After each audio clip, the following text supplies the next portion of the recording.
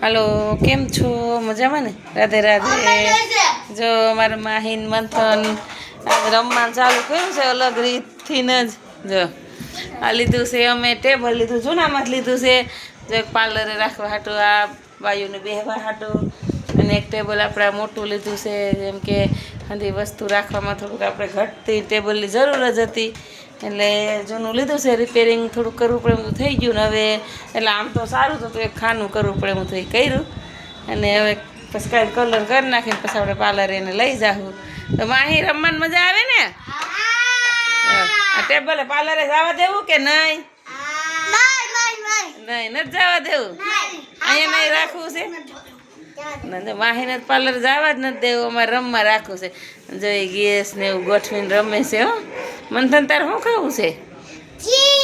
જો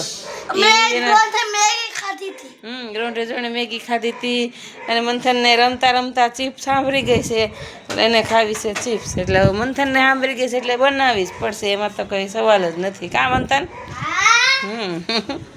આવજો.